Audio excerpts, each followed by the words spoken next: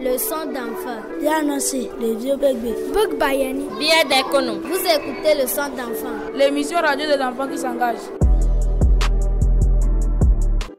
Bonsoir monsieur. S'il vous plaît, nous sommes les élèves de la classe de 6e du complexe scolaire à Montfred, situé à Kégué-Zogbeji. Nous voulons vous poser des questions liées à la consommation de la drogue. Mais avant cela, s'il vous plaît monsieur, nous souhaiterions mieux découvrir vos deux structures. Nous sommes le Comité national anti-drogue du Togo et vous êtes actuellement au secrétariat permanent de cette institution.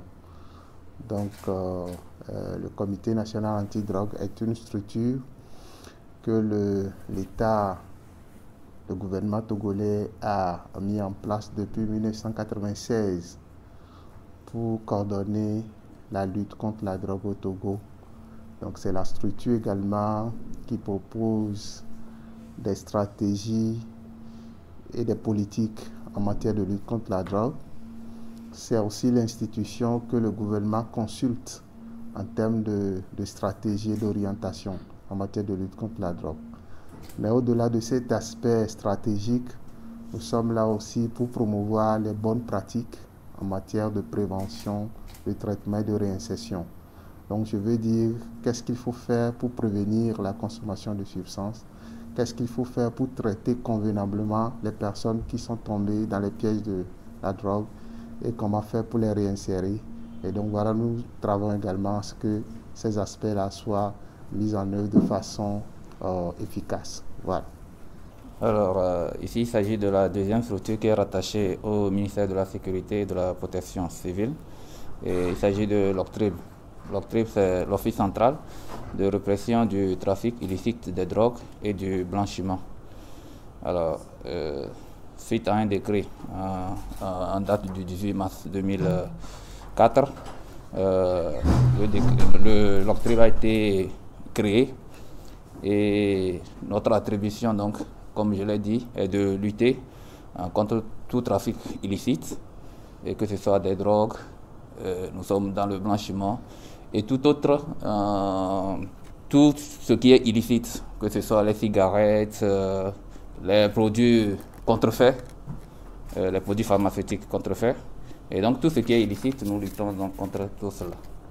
Est-ce que la consommation de la drogue au Togo est une réalité? Alors le phénomène de la consommation de la drogue est une réalité au Togo. C'est une réalité parce que nous la vivons. C'est une réalité parce que certainement vous la constatez vous aussi dans vos établissements, par le comportement certainement de vos camarades. C'est une réalité parce qu'elle est sociale, elle est partout, nous la vivons, nous voyons à travers nos rues certains individus qui ont certains comportements qui vont à l'encontre de la norme. C'est une réalité parce que nous prenons effectivement des gens, nous prenons des jeunes dans nos structures, qui sont dans nos structures et qui sont même déférés à la prison civile. Et donc c'est une réalité parce que les données, les chiffres sont là pour attester donc de cette réalité. Voilà ce que je peux dire en ce qui concerne l'office qui lutte directement sur le terrain pour vraiment attester que cette consommation est réelle au Togo. D'accord, comme vient de le dire mon collègue de l'Office central, c'est une réalité sociale. Et quand on parle de phénomène de consommation de drogue, nous parlons plus de consommation de substances psychoactives, parce que l'appellation drogue est un peu restrictive pour nous, et puis péjorative ou bien stigmatisante. Nous utilisons des substances psychoactives pour inclure, pour vous qui êtes des élèves, le tabac, le café, l'alcool, qui sont aussi des drogues. Donc on les appelle des substances qui ont un effet sur le système nerveux central. Okay? Donc c'est une réalité. Et donc vous devez le savoir que, comme mon collègue vient de le dire, que dans les écoles, il y a des gens qui font de mauvaises compagnies et qui malheureusement sont en contact avec ces personnes qui consomment ces substances, et l'alcool, et l'abus de café, et des substances que nous appelons le cannabis, etc. Donc, or, ce sont des substances qui ont des effets dévastateurs sur le cerveau des jeunes, de l'adolescent, dont le cerveau est en croissance. Donc c'est une réalité.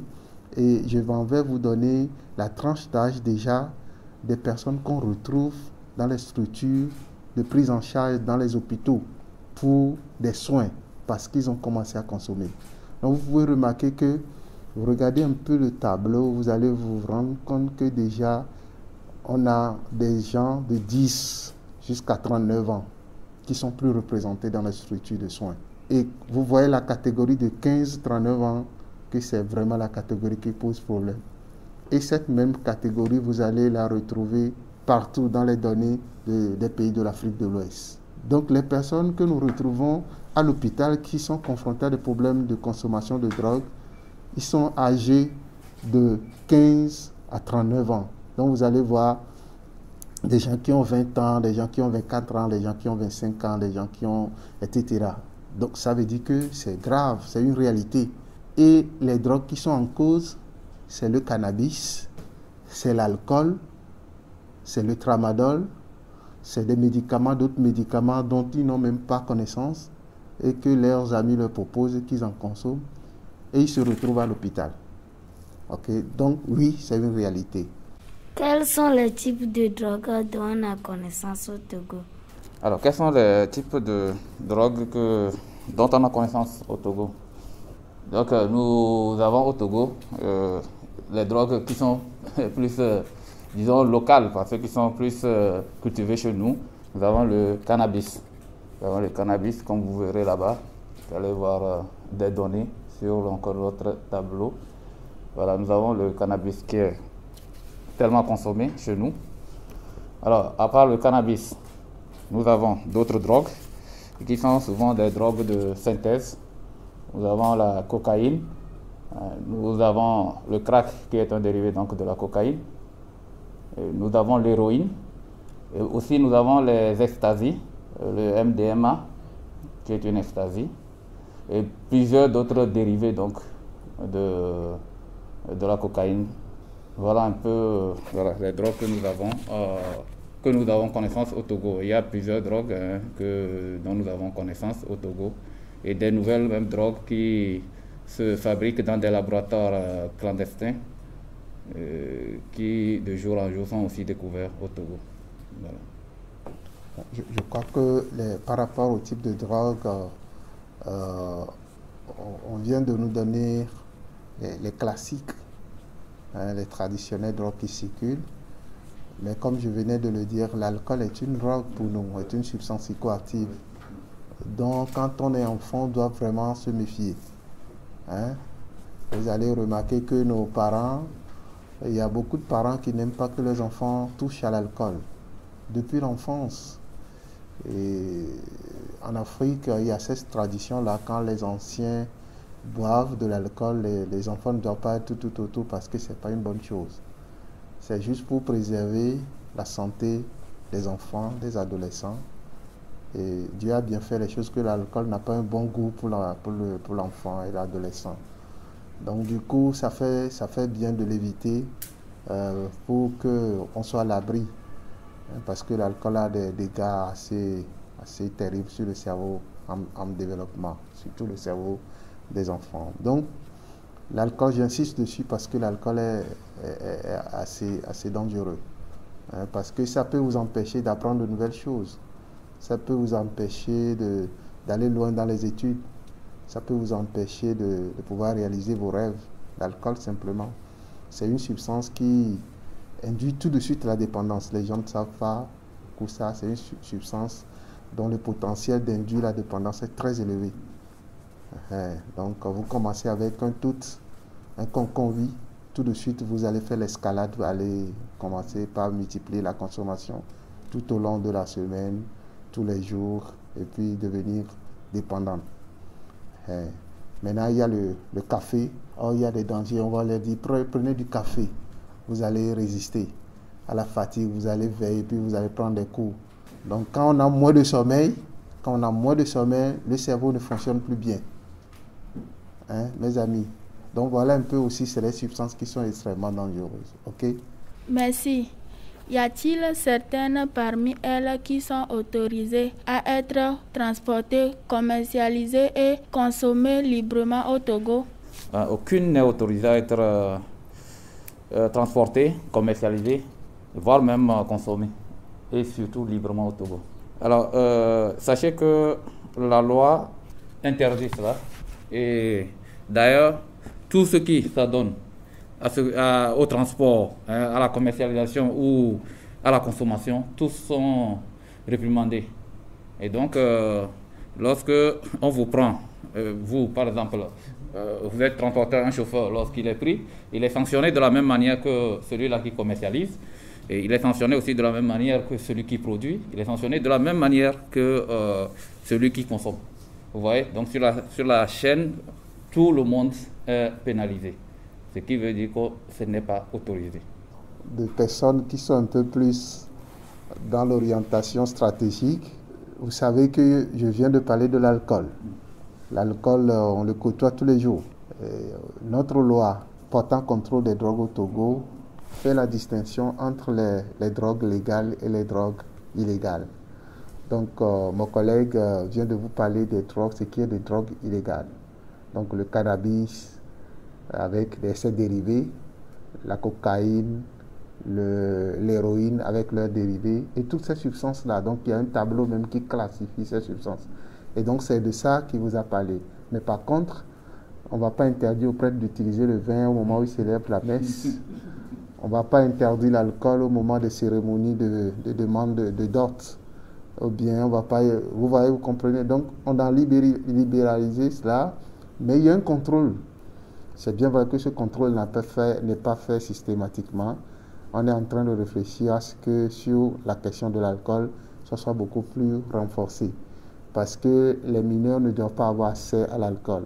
Les mineurs ne doivent pas être exposés à des publicités sur l'alcool.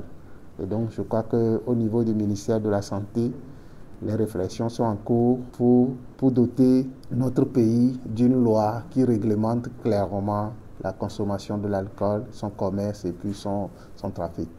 Est-ce que vous savez ça, que le tabac, s'agit sur le... Vous savez? Il y a une loi aussi qui réglemente sa consommation.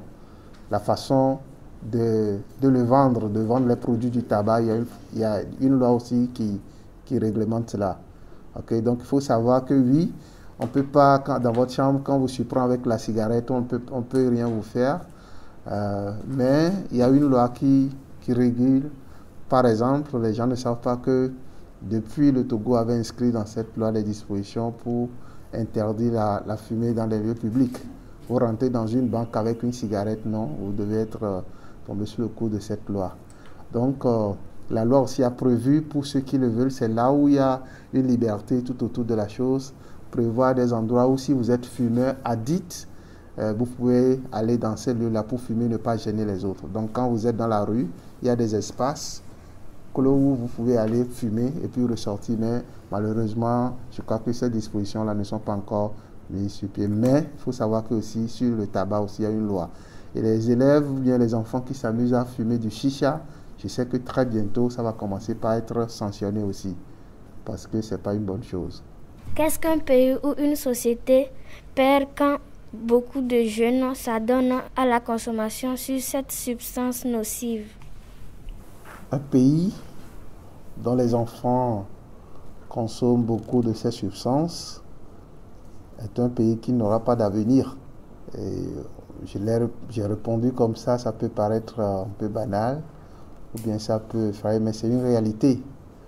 Parce que tout comme on le dit, on dit souvent que la jeunesse ou bien les enfants, c'est l'avenir d'un pays. C'est le bras valide. Vous qui êtes là-bas, c'est vous qui allez devenir un jour des ministres, des directeurs, des ingénieurs pour construire le pays. Mais si vous commencez à utiliser ces substances-là, c'est que le premier risque, comme je l'ai toujours dit pour l'adolescence, c'est que vous allez devenir dépendant de ces substances-là. Et une fois que vous devenez dépendant, vous allez commencer à faire tout pour avoir ces substances-là, les consommer. Vous n'avez plus de contrôle. Même si on vous donne des conseils pour arrêter, vous écoutez les conseils, quand vous retournez, vous continuez. Ça devient ce que nous appelons une maladie. C'est pour ça qu'on parle de l'addiction. C'est une maladie maintenant qui est classée comme telle, comme les autres maladies, une maladie chronique. C'est une maladie du cerveau. Parce que les drogues désorganisent la façon dont le cerveau fonctionne. Le cerveau interagit avec l'environnement. Regardez simplement des alcooliques. Regardez simplement des gens qui sont dépendants à des substances comme le cannabis. Parfois, ils développent des maladies mentales, ils commettent des délits, ils commettent des crimes, ils se retrouvent en prison, leur avenir est hypothéqué. Est-ce que vous suivez tout ça? Donc la drogue va appauvrir même le peuple parce que l'argent qui va servir peut-être à investir dans une activité, à faire quelque chose pour avoir le retour, cet argent est servi juste pour aller acheter de la drogue pour en consommer. Et à un moment donné, vous n'êtes plus à l'école, vous êtes sorti de l'école parce que tout le temps vous avez 1,5, 0,5 pour les trucs pour lesquels les gens ont 20, 19. À un moment donné, avec la honte, vous sortez de l'école, c'est parce que vous avez honte, vous n'allez plus avoir le désir ou bien la motivation d'aller. Et donc, vous vous retrouvez dans la rue avec des gens qui ne travaillent plus, et puis peut-être au grand marché. Et ça commence, hein. Oh, les parents avaient déjà un projet sur vous. Vous allez devenir médecin. Vous allez devenir, ou bien vous-même, vous avez un rêve. Je vais devenir ingénieur, etc., etc. Mais ce rêve-là, c'est un rêve complètement à l'eau parce que vous n'avez plus le cerveau qui peut étudier. Et donc, en grosso modo, quand on parle de problème de drogue, si on laisse la jeunesse aller à la drogue, c'est que on détruit ce pays petit à petit coup. Et comme un grand responsable de la CEDEAO qui s'occupe des questions de la drogue avait dit un jour, mais on ne peut jamais construire un pays sous le dos des personnes malades. Or, quand vous devenez dépendant à une substance, c'est que vous êtes malade. Pour faire en sorte que vous ne consommez plus, c'est difficile. C'est pour ça qu'on dit que c'est une maladie chronique. On peut vous traiter, mais demain, c'est possible que vous retombiez encore dans la consommation. Donc, c'est tellement difficile pour les parents qui s'appauvrissent. Au lieu d'investir dans votre vie pour que vous ayez de l'avant, ils vont investir pour traiter cette maladie qui est incurable. Vous voyez? Donc, ce qui fait que votre famille s'appauvrit. Vous-même, vous n'avez plus la chance de devenir quelqu'un demain dans la société. Et la société aussi vous perd. Donc, vous voyez un peu, c'est compliqué. Donc, c'est pour vous dire que, attention, quand les adolescents, les jeunes touchent à la drogue, c'est qu'il y a des grands risques. Il y a des grands risques. L'alcool, quand vous le touchez, vous n'avez plus envie d'apprendre des cours. Le cannabis, il y a ce que nous appelons le syndrome amotivationnel, problème de concentration, problème d'aller à l'école. Et donc, tout ça fait que c'est fini. Les parents vous perdent, la société vous perd. Donc, voilà un peu ce que moi je peux dire. Alors, juste pour donner des exemples, vous allez voir dans une famille où les enfants, par exemple un enfant fume ou prend de la drogue. Vous allez remarquer que lorsque on lui donne de l'argent pour aller à l'école, il va prendre de l'argent pour aller acheter de la drogue et pour consommer. Alors, lorsque il commence par consommer, il commence par être dépendant, il va vouloir plus. Et si on ne lui donne pas plus d'argent à la maison, il va faire quoi? Il va commencer par voler. Vous voyez un peu. Et à un moment donné, vous allez voir qu'il va commencer par attaquer les parents. Il va commencer par donner même des coups à ses parents. Ça, déjà, cet enfant, il est difficile de le récupérer. Déjà, les parents vont dépenser énormément pour l'amener à l'hôpital, l'amener à DB, comme on le dit, pour pouvoir chercher à le récupérer. Et c'est très difficile. Ça prend du temps pour récupérer une telle personne. Alors, si nous perdons déjà une personne, nous perdons deux, nous perdons trois déjà, vous voyez, la société est en train donc de perdre énormément de ses bras et ce n'est pas bien pour le pays. Et c'est pourquoi on dit tout à l'heure que lorsque la jeunesse se met à la consommation de la drogue, c'est l'État même qui est en train de faiblir. On risque à la longue de ne pas avoir des bras valides pour pouvoir construire ce pays. Alors, est-ce que vous savez que les gens qui consomment de la drogue, à un moment donné, comme ils cherchent de l'argent, ils deviennent violents? Ils vont commettre des crimes. Alors, il y a des quartiers où les gens ne peuvent plus sortir pour aller faire leurs activités. Ou bien dans ces quartiers, on ne peut plus faire des activités. Tu sais, quand vous ouvrez, il y a des risques de braquage. Vous voyez? Et donc, ça ne donne pas un bon climat pour développer des activités. Puisque dans un pays, et d'ailleurs même, c'est un des indicateurs quand on veut chercher les conséquences de consommation de drogue, on veut voir quel est le taux de violence, le taux de criminalité, parce qu'on l'associe à ces genres d'agissements, le problème de consommation de drogue. Surtout les gens qui sont sous les drogues comme l'héroïne, la cocaïne.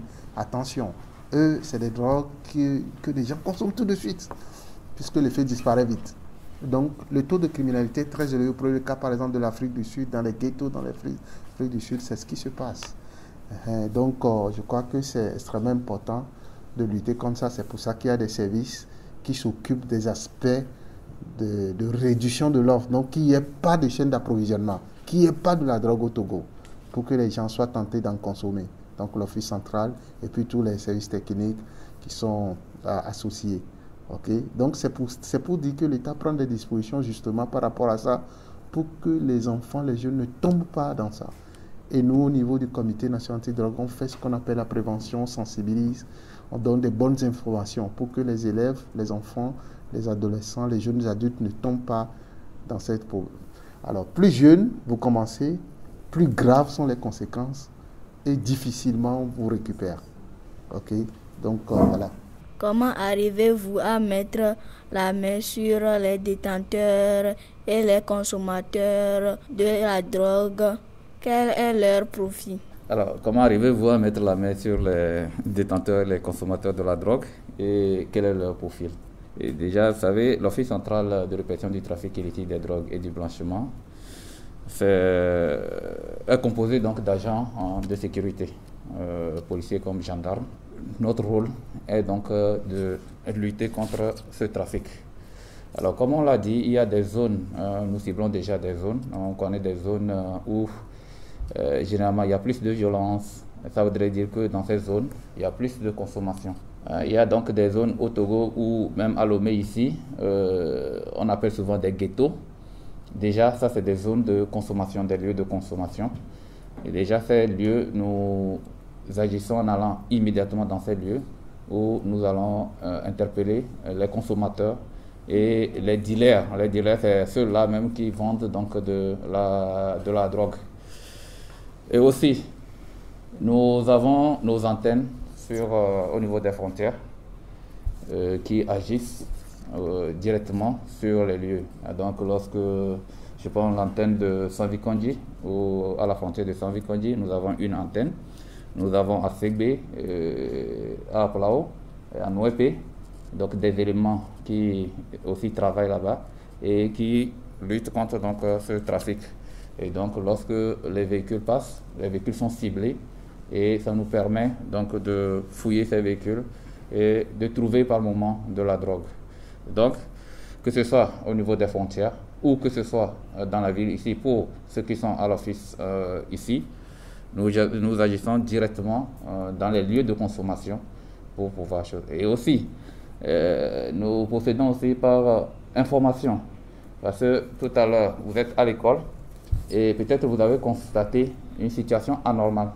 Ou vous avez constaté qu'un de vos camarades vient vous proposer la consommation de la drogue. Ou vous avez constaté qu'il fait partie d'un groupe. Parce que nous savons qu'il y a des gens qui viennent proposer de la drogue à des élèves. Alors peut-être vous, consciencieux que vous êtes de votre avenir, vous acceptez, peut-être parler à vos parents que il y a tel ami qui vient nous proposer la drogue. Et le papa peut nous saisir directement pour que nous puissions agir au niveau de l'école et pouvoir interpeller ceux-là qui s'adonnent à ces gens de trafic.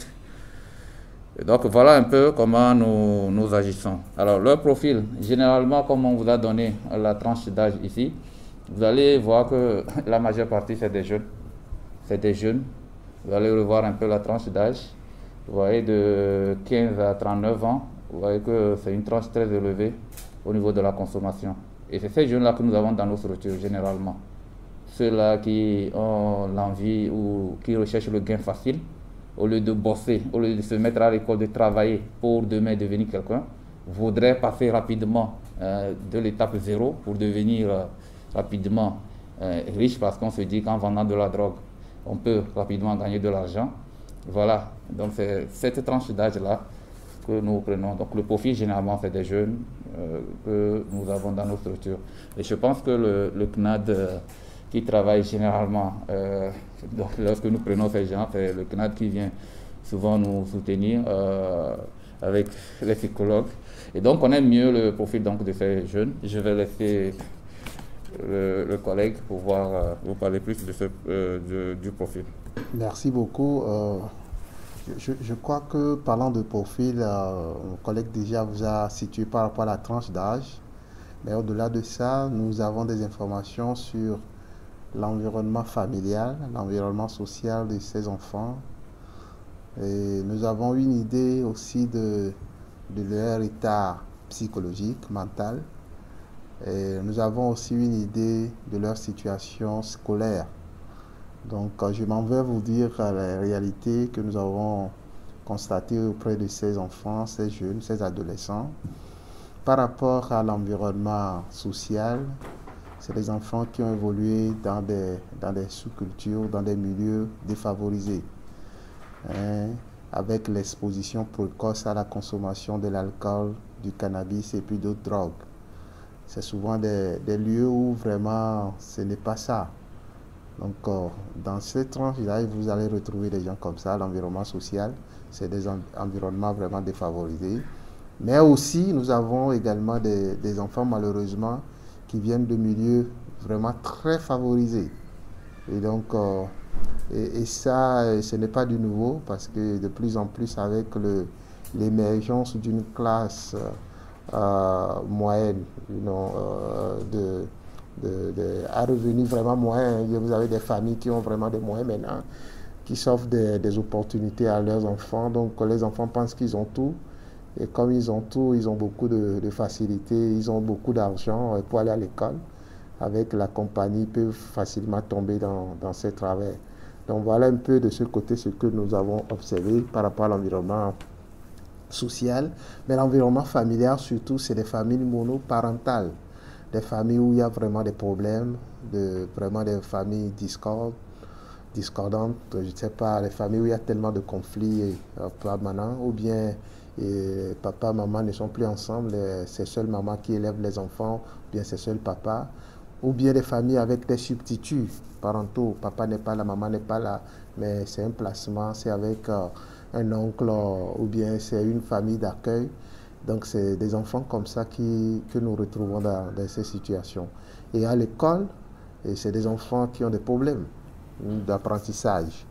Donc c'est des difficultés d'assimilation, des difficultés de concentration, des problèmes même d'existence, parce que comment faire pour joindre les deux bouts, manger. Et donc c'est vraiment des difficultés qui les exposent. Et comme je venais de le dire, l'autre extrême aussi est connu. Des enfants qui ont beaucoup d'argent à l'école, ils ont 5 000 francs par jour pour venir au cours. Ils peuvent acheter à manger à leurs camarades, ils peuvent s'offrir des plaisirs, contrairement à celui-là qui est stressé pour avoir le minimum pour manger. Ouais, vous voyez tous ces schémas-là. Et donc c'est un peu ça, des situations de vulnérabilité. Par rapport à l'état mental, c'est des enfants qui ont des vulnérabilités individuelles. Donc, des vulnérabilités individuelles, je veux dire des enfants qui sont nés dans des situations difficiles, avec peut-être des prédispositions à développer des problèmes de santé mentale graves, ou bien des enfants qui ont des problèmes d'estime de soi, des enfants qui ont des problèmes d'affirmation de soi, des enfants qui ont vécu dans des environnements où ils sont complètement inhibés. Donc, le contraire aussi, on en voit souvent, c'est des enfants de tempérament très agité, et donc avec une propension à aller vers des comportements à risque. Et donc c'est aussi des aspects que nous voyons dans les problèmes de consommation. Et donc c'est juste pour vous dire qu'il y a tout ça. Et quand vous voyez un enfant que vous retrouvez dans la drogue, il faut savoir que dans l'environnement familial, il y a un problème. Dans l'environnement social, il y a un problème. À l'école, il y a certainement des problèmes. Au niveau individuel, c'est que je remarque lui-même, est-ce qu'il n'est pas prédisposé à aller vers ces substances-là. Et je m'en vais finir cette intervention pour dire qu'on parle de profil, pour dire aussi que de plus en plus la science nous enseigne qu'il y a les facteurs génétiques qui sont à la base. Donc vous voyez, beaucoup de personnes qui se retrouvent dans la drogue ne se retrouvent pas parce que ils ont voulu vraiment être là où ils en sont venus. Donc il y a des facteurs génétiques qui ont communiqué pour dire que cet enfant-là, si jamais il touche à la drogue, voilà là où il va se retrouver. Et donc, souvent, on ne connaît pas ces facteurs de vulnérabilité individuelle. C'est pour ça que vous qui êtes des élèves ici, je vous dis de faire extrêmement attention. On n'a pas besoin d'aller toucher pour savoir ce que c'est. puisqu'il y a certains, une fois que vous touchez, c'est fini, et vous avez envie de revenir toucher. Et l'alcool, et toutes les autres substances, puisqu'il y a des facteurs qui sont plus internes, biologiques à nous. Donc on ne sait pas. Donc la science a montré que nous tous qui sommes ici, un jour nous avons décidé de commencer à boire à 17h59 de Guinness. Ok?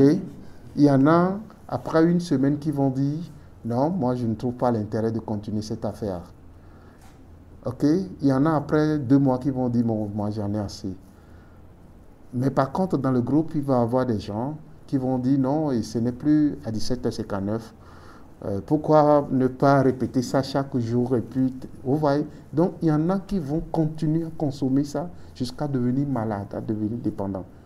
Donc, on a regardé ces personnes, on a fait des examens, on s'est rendu compte qu'en fait, il y a des prédispositions pour ces personnes. Donc, c'est la même chose que nous observons aussi dans nos populations, les gens qui viennent en consultation. Ceux que vous avez vus là-bas, ils ont des trucs de vulnérabilité.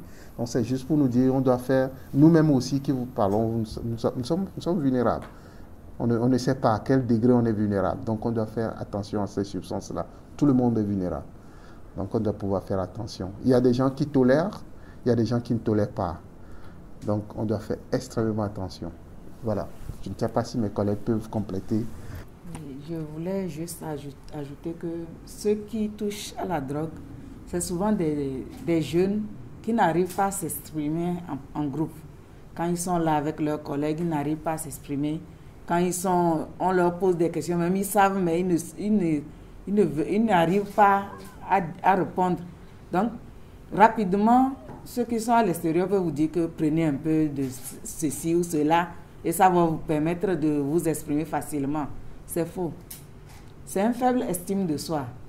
C'est un manque de confiance en soi. Un psychologue peut facilement vous aider à remonter la pente. Donc, n'allez jamais à la drogue parce que vous avez un faible estime de soi ou bien un manque de confiance en soi. Toujours, il faut parler librement devant tout le monde et quand c'est pas bon, on vous corrige, c'est mieux. Quel risque encourt une personne qui transporte ou consomme de la drogue au Togo vis-à-vis de la loi? Alors, c'est une très bonne question. Je sais que beaucoup ne savent pas qu'en consommant une drogue illégale, au Togo, le cannabis qu'on appelle marijuana, béquia, ganja, on est sous le coup de la loi. Parce que la loi punit la consommation du cannabis. La loi punit également la personne qui va donner de la drogue à son prochain. Ou bien la loi punit sévèrement même des personnes qui vont céder de la drogue à des mineurs. Et donc, c'est pour vous dire que quand quelqu'un qui consomme ou bien qui donne à quelqu'un de consommer encourt de gros risques, je crois que les peines d'emprisonnement, nous allons les avoir de façon plus précise avec nos collègues de l'Office central. Donc, c'est pour vous dire que la consommation de ces substances-là est punie.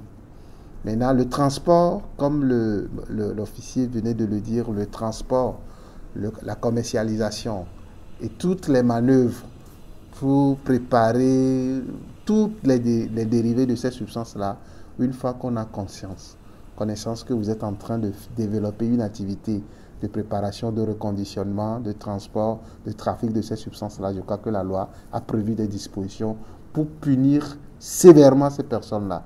Parce que la loi estime qu'il faut protéger la population. C'est pour ça. La loi ne punit pas parce qu'elle trouve le plaisir de punir, non. On punit parce qu'on ne veut pas que la population s'adonne à ces substances-là. On punit parce qu'on veut protéger la population. C'est comme ça qu'on doit comprendre.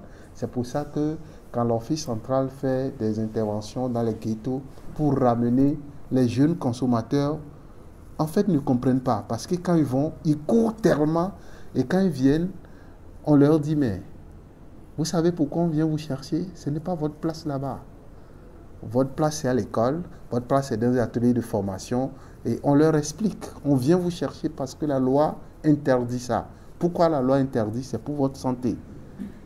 Donc, on fait ce travail de pédagogie pour leur expliquer que, attention, la loi punit. Maintenant, quand vous consommez, et en consommant, vous violez quelqu'un. En consommant, vous allez voler. Bien, vous êtes consommateur, mais vous volez encore. La loi encore corse. Donc ça, on punit sévèrement encore parce que ça fait 2 infractions. Vous avez consommé une drogue illégale, mais vous avez encore commis un délit ou bien un crime. Parler en général, dire que le code pénal togolais, dans ses articles 248 et suivants, punit sévèrement en tout cas la consommation, la production, le transport, la consommation de la drogue. Acheter, transporter, aller vendre, tout cela, ils sont sur la chaîne, sont punis et de la même peine. Et la peine peut aller jusqu'à 30 ans de réclusion criminelle. Ah voilà, vous avez été surpris. Vous voyez un peu. Alors, je prends un jeune de 18 ans qui est puni de 30 ans de réclusion criminelle. Vous voyez ce que ça donne, ça fait 48 ans. Et sortir après 48 ans, son avenir est déjà fichu. Vous voyez. Donc, c'est un peu ça. Et ça ne s'arrête pas là. Ça, on peut même prendre jusqu'à... on peut être puni d'une amende et aussi donc, de la peine privative. Donc c'est un peu ça. Pour dire que la peine est extrêmement lourde en ce qui concerne l'utilisation de la drogue. Un bon citoyen, je crois qu'il faut respecter les lois de la République. Ou bien, donc, les lois là aussi ne sont pas faites pour restreindre notre liberté, c'est pour promouvoir notre santé, notre bien-être. Il faut bien comprendre ça parce que si on ne le comprend pas comme ça, on va penser que c'est du bluff. Vous allez écouter qu'ailleurs, on pense qu'on peut donner, les gens peuvent disposer de la drogue, en consommer comme ils veulent chez eux à la maison. Je ne sais pas, c'est possible que vous regardiez cela sur les chaînes de télévision. Ça se passe ailleurs. Mais le Togo dit non parce que nous aimons beaucoup nos populations. Le gouvernement dit ça. Nous savons aussi les conséquences de la consommation de ces substances-là sur la santé parce que la science nous l'a dit. Et nous voulons continuer à protéger notre jeunesse. C'est pour ça que vous allez constater que l'Office central continue toujours pas à aller dans les ghettos.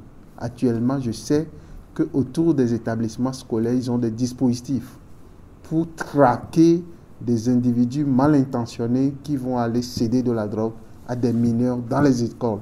Vous avez compris ça? Donc, le gouvernement continue pas à protéger. Donc, c'est pour vous dire que, attention, on doit faire attention que celui qui vous donne, qui veut céder de la substance, qu'il est arrêté, puni sévèrement conformément à la loi, mais aussi vous dire que, attention, si vous consommez, votre santé même en pâtira. Donc, c'est pour vous dire que c'est 2 choses. En tant que citoyen bien éduqué, on ne doit pas transgresser les lois, on ne doit pas les enfreindre, mais aussi pour notre santé, on ne doit pas aller vers ces substances-là. C'est les 2 éléments que je vous ai dit pour notre santé. Merci. Êtes-vous seulement pour arrêter ceux qui transportent ou qui consomment la drogue? Sinon, quelles sont d'autres actions d'information et d'éducation qui vous menez? Et comment impliquez-vous les populations togolaises et étrangères? Alors, cette question nous amène à vous dire toute la stratégie que le gouvernement du Togo déploie. Les autorités du Togo déploient. La stratégie est à double niveau. Premier niveau, c'est de faire en sorte que la drogue ne circule plus sur le territoire. Et vous voyez, ça, c'est la prérogative ou bien les missions même de l'Office central, de faire en sorte qu'on démantèle tous les réseaux de ces individus criminels, mal intentionnés, méchants, pour les présenter à la justice et les envoyer en prison, pour que la drogue ne circule pas, pour que les gens ne soient pas tentés d'aller vers. C'est leur rôle. Mais l'autre stratégie que le gouvernement aussi soutient beaucoup maintenant, c'est de faire en sorte que ceux qui ont l'intention de commencer ne commencent pas, ceux qui en consomment soient traités convenablement et réinsérés, et qu'ils puissent revenir dans leur environnement social, familial, pour travailler, pour promouvoir le bien-être, etc., etc. Donc c'est pour vous dire que nous faisons beaucoup d'activités de prévention, de sensibilisation dans les écoles, et tout de suite, et je crois que ma collègue qui est en charge des questions de prévention au milieu scolaire là, peut vous dire un mot aussi sur la stratégie que nous utilisons au milieu scolaire. On donne des informations sur comment faire pour éviter les pièges de consommation de substances, des drogues. Vous voyez? Donc, les élèves, les jeunes doivent le savoir. Mais aussi, on forme les gens, le personnel de la santé à prendre convenablement en charge malheureusement ceux qui sont tombés dans le problème. Donc, nous avons maintenant des pools de formateurs, même sur des programmes de traitement, mais aussi des praticiens qui peuvent traiter les gens qui sont tombés dans la dépendance. Okay? Donc, ce sont des doubles stratégies que l'État utilise actuellement. Et nous donnons beaucoup d'informations à la population. Vous allez voir, ce que nous faisons même avec vous va être retransféré ou bien transmis sur les ondes. Donc, ça veut dire que c'est aussi une contribution. Nous informons beaucoup les populations, l'Office central, le Comité national anti-drogue, et puis toutes les structures connaissent. Nous faisons beaucoup d'activités de communication à travers les réseaux sociaux, à travers les chaînes de radio. Donc, on donne ces informations. Mais actuellement, le Comité national anti-drogue est en train de mobiliser des élus locaux, les maires et les conseillers municipaux sur la question de drogue. On a commencé à Kara, on est allé à Dapaon, l'autre fois, on est à commune Golfe 1, où on a commencé par dire aux maires de soutenir les efforts du gouvernement en matière de lutte contre la drogue. Et donc, je crois qu'il y a des maires très éclairés, très illuminés, qui ont pris à bras le corps ce problème et qui mobilisent leur staff et leur communauté à faire face au problème. Donc, c'est pour vous dire que l'État n'a pas croisé les bras. C'est bien vrai que les actions demandent beaucoup de ressources. Donc, on fait en fonction des ressources disponibles. On est conscient qu'on peut mieux faire et on demande aussi à ce que de plus en plus de ressources soient mises à la disposition des services pour mieux faire également. Ok, voilà ce que je peux dire. En milieu scolaire, la stratégie qu'on a adoptée pour le moment et qui sera perfectionnée dans les années à venir, c'est qu'on fait l'approche de l'hygiène de cerveau dans les établissements. On ne parle plus directement de la drogue parce que c'est un sujet sensible. Donc on quitte de l'hygiène de cerveau et on amène l'apprenant à comprendre le pourquoi il ne doit pas prendre de la drogue, pour ne pas nuire à son cerveau, pour que ses études puissent avancer, pour qu'il ne décroche pas. Donc, le Comité national anti-drogue prévoit pour cette année faire des formations, parce qu'on a constaté qu'il faut impliquer les parents d'élèves dans la lutte et puis impliquer les directeurs régionaux aussi. Donc, on est en train de... Tout cela pour dire que la santé des jeunes est très important pour le comité et à travers ça le ministère de la Sécurité, parce que sans la jeunesse, il n'y a rien qui puisse être fait demain. Que conseillez-vous à la population et aux enfants que nous sommes par rapport à la drogue au Togo? Vous qui êtes venus ici, je ne sais pas comment la sélection a été faite, mais c'est pour vous dire que vous êtes chanceux parce que vous avez rencontré les techniciens du domaine. C'est des gens au niveau national de tout le Togo qui s'occupent de la question. Vous avez l'Office central, vous avez le Comité national anti-drogue. Donc, sur toutes les questions de drogue, ils peuvent vous donner des bonnes informations et des informations correctes. Donc, vous allez partir d'ici, mais il faut toujours revenir si vous avez besoin d'informations. On est très ouvert, on est très disponible, on va vous donner ces informations. Message pour vous d'abord. Si vous m'avez bien compris, si vous avez compris tous les acteurs qui ont intervenu, les intervenants, vous devez déduire que, en fait, la drogue n'est pas une bonne chose.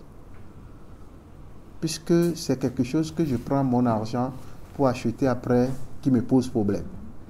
Donc, quelqu'un qui est très intelligent ne doit pas adopter ce comportement. Longtemps, quand ça a commencé, ce problème, on a dit c'est un comportement d'autodestruction. Puisque vous prenez l'argent, au lieu d'aller acheter de l'orange, de la banane, vous allez acheter quelque chose de toxique pour vous, votre organisme, votre cerveau. Vous vous détruisez, mais vous continuez. Donc, c'est un comportement normal. Donc, quelqu'un qui fonctionne comme ça n'est plus bien. Il a besoin de psychologue, il a besoin de médecin, il a besoin d'autres personnes. Donc, choisissez aujourd'hui de ne plus aller vers ces compagnies qui touchent à la drogue parce qu'ils veulent avoir des amis qui font aussi comme eux. Il faut les éviter. C'est ce que je dois vous dire en tant qu'élève. Faites attention à l'alcool, Donc, si vous avez des problèmes de santé, demandez conseil, le tramadol, demandez conseil à un médecin. Même si papa veut lui-même, ou bien maman veut même aller à la pharmacie, aller acheter un produit par lui, mais est-ce que vous avez le conseil d'un professionnel de la santé? Il faut le lui rappeler. Mais vous, en tant qu'élève, la tolérance est zéro à l'alcool et puis à tout ce qui est drogue. Évitez les mauvaises compagnies, évitez les gens qui en consomment, pas de façon agressive, mais de façon respectueuse, vous les quittez. Ok? Donc, c'est ce que je veux dire. Mais pour la population, c'est de collaborer surtout avec les forces d'application de la loi. Parce que dans les quartiers, les gens savent très bien que ce monsieur vend de la drogue, donne du cannabis aux gens. Ou bien font un ticket-dit, ils mettent le sorabi sur la drogue, le cannabis. Les gens savent dans les quartiers, mais ils ne disent rien. Or, ça détruit les jeunes du quartier. Ils deviennent violents. Ils vont voler vos coques le soir. Ils viendront voler vos biens à la maison. Mais vous vous taisez, vous vous plaignez et puis vous ne dites rien. Donc, la population doit collaborer avec les forces d'application. Si vous avez des comportements comme ça, il faut signaler ça à la gendarmerie, à la police ou bien des services techniques. Eux, ils savent comment venir aller prendre la substance, doser pour voir s'il y a la... On peut les arrêter. Donc, c'est de collaborer et puis de continuer aussi à faire la promotion de la santé. Parce que la santé, le bien-être, c'est éviter tout ce qui est comme toxique pour l'organisme et pour notre santé. Hein? Et puis de promouvoir des bonnes occupations pour les adolescents. Hein? Il faut sortir avec les adolescents, il faut communiquer avec eux, il faut leur créer un environnement épanouissant. Donc je crois que c'est ce qui est important que je peux dire à la population. Mais pour nous, les élèves qui sommes ici aujourd'hui, c'est de tout faire pour ne pas boire de l'alcool quand on a moins de 20 ans. Hein? Éviter l'alcool. Moins de 20 ans, jusqu'à 20 ans, il faut éviter l'alcool. Okay. Donc, c'est ce que je dois vous dire. L'alcool, le tabac, chicha, vous n'en avez pas besoin. Le cerveau n'en a pas besoin. Le café, non. Le cerveau n'en a pas besoin. Quand il va finir sa maturation après 25 ans, bon, on peut, sous la pression d'un ami, toucher un peu à l'alcool, à un petit whisky. On peut. Mais si on ne veut pas, on ne veut pas, c'est fini. On prend le choix. Il y a des gens qui ne consomment jamais de l'alcool. Les adultes. Ils viennent chez vous, vous voulez leur servir de l'alcool, ils disent non, moi je ne bois pas de l'alcool, donnez-moi de l'eau, donnez-moi du jus, donnez-moi une sucrerie. Donc les gens sont éduqués comme ça. Donc vous pouvez aussi dire non à ça.